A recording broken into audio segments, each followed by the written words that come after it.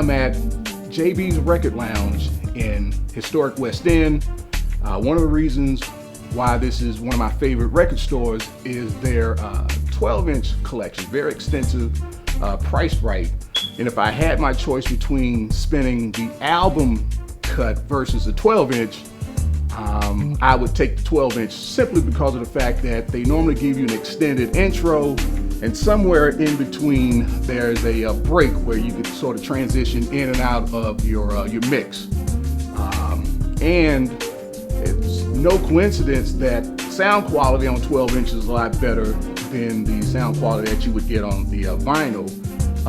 If you've ever noticed records that were released from the 60s, the 70s, up until the mid 80s, most of the singles would be the first track on side one or the first track on side two. Once you get down to the end of that record, the sound quality goes a little bad.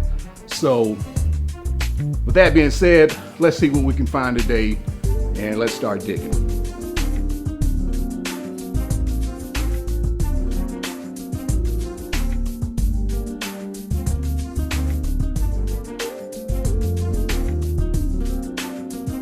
All right, the first one I picked up was I'll Be Good by Renee and Angela, released in 1985. During this period in the early 80s to mid 80s, you were either in two categories. You were either in the pop crossover, we want to reach those people, or you were in the category like Renee and Angela, Midnight Star, Cameo, Zap, the Gap Band, where we're going to do our thing and you're going to come to us.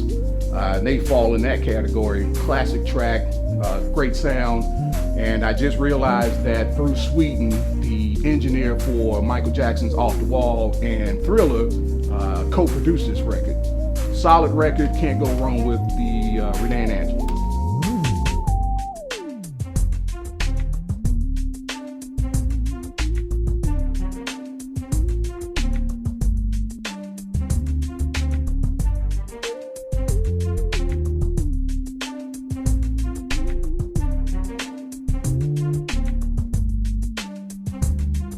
Okay, these two are two tracks that were produced by will.i.am. It's the Black Eyed Peas Like That. It's a posse cut featuring Q-Tip, Talib Kweli, CeeLo Green, and John Legend. I'll probably use this mostly for the instrumental, but it's a great track nonetheless. Then this one, of course, is will.i.am. He did this for the record label BBE, which is barely breaking even. The track is Lay Me Down, which features Terry Dexter. Once again, I'll probably just use this for the instrumental. If you've ever heard the vocal, it sounds like she's recorded this track underwater. So you really can't understand the lyrics, but the track itself is a great track. So don't be confused with will.i.am, the boom boom pow, I got a feeling, let's get it started. You know, this is what he did his bread and butter on. Great producer, will.i.am.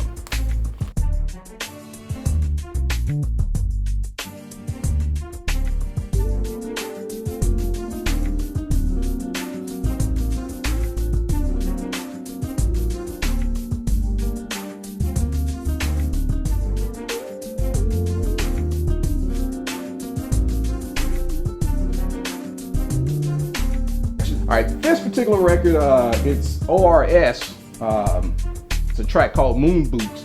Not exactly sure what this record is. I've never heard it before, but I know the label, South Soul Records, and the producer is the king of the remix, the godfather of the remix, Tom Moulton. And if you ever, most DJs know when you see the vinyl get a little darker, there's usually a drum break or a bass line, something that goes out. But it usually signifies that's where the drum break is. So if anything, I'll get this record for that particular drum break.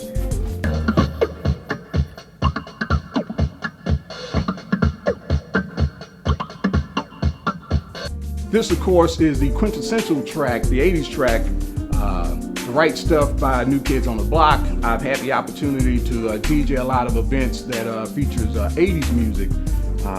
And this is by far what the 80s are all about. Good upbeat music. You see a lot of people try to do the dance moves when this song comes on.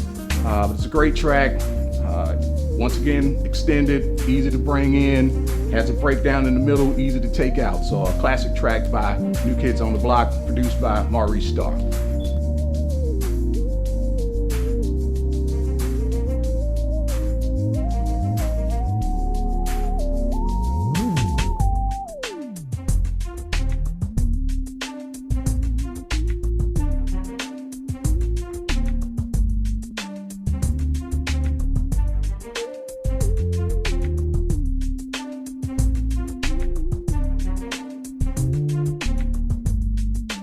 All right, this is the classic track, Stevie Wonder, Go Home.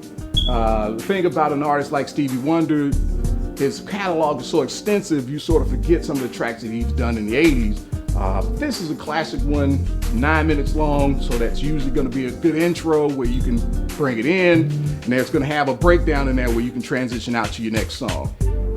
You can actually even play, the quality of this record is so good, you can actually play it against some of the records that are out right now, and it will flow just as well. So classic track, only for $1, Stevie Wonder's Go Home. I am Beats and Blends. You can find me on all social media platforms, Instagram, Facebook, and Twitter, and I'll see you digging in the city.